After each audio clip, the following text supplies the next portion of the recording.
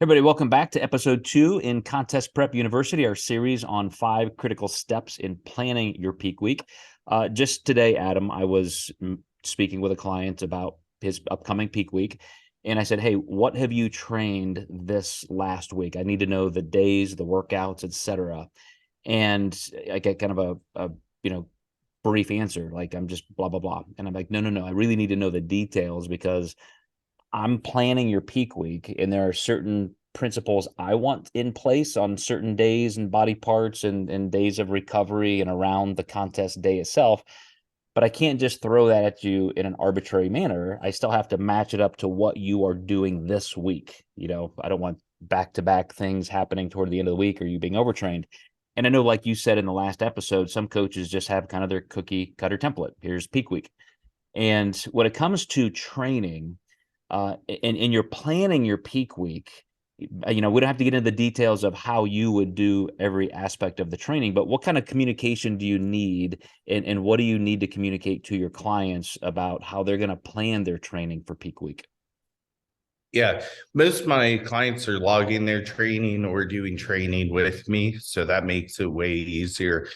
These situations only come up, but they're typically not sharing what I need them to share. So we usually have that information ahead of time. I'd say one of the biggest things is the travel date. What time is it going to be?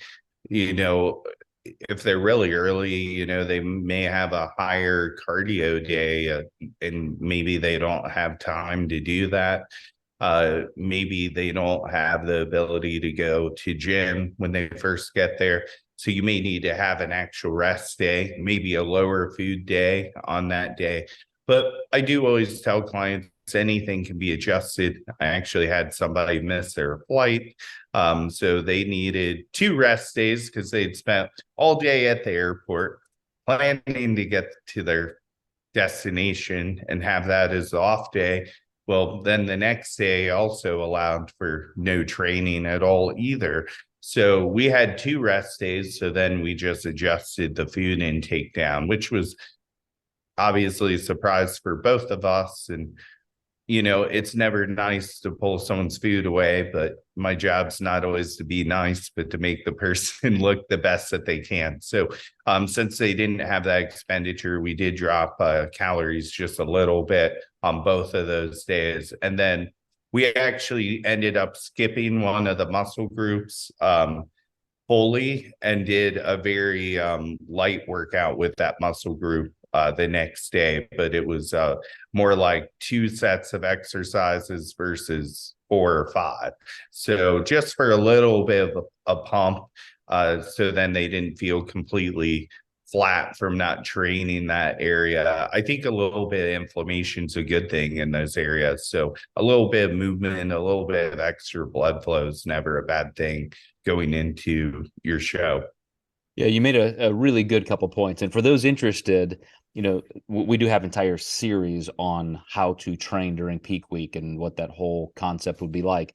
But just in terms of planning it, what you said, Adam, was fantastic in that travel is a big deal. It's one of the first things I ask a client when I'm preparing their peak week is, do you have to travel? How far? Plane, car, etc.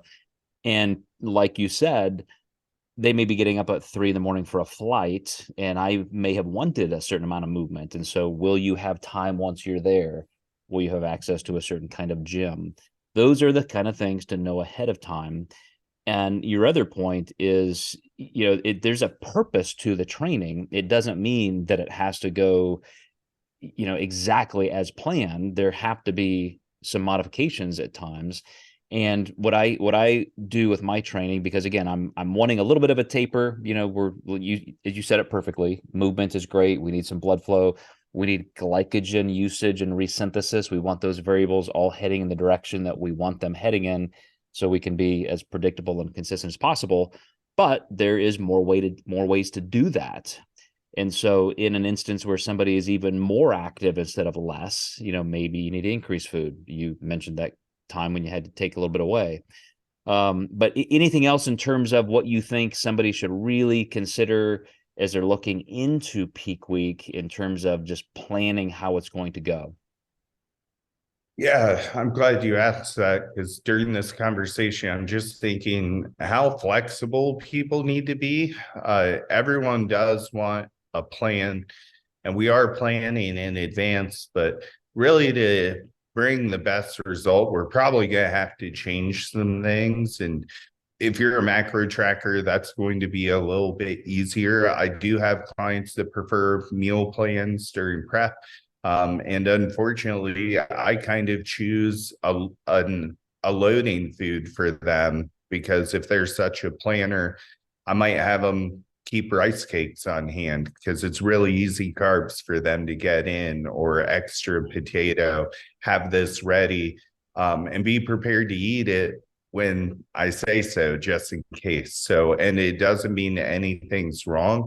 It's wrong if I don't change something and just let you be. So, the mindset of, having some things come up last minute, and I've seen competitors who can't handle that, and you really need to grow into that mindset to be your absolute best. You need the dynamics, the changes, versus just following a perfect plan. I know bodybuilders are scheduled, but you got to break that schedule a bit to bring the perfection to the stage.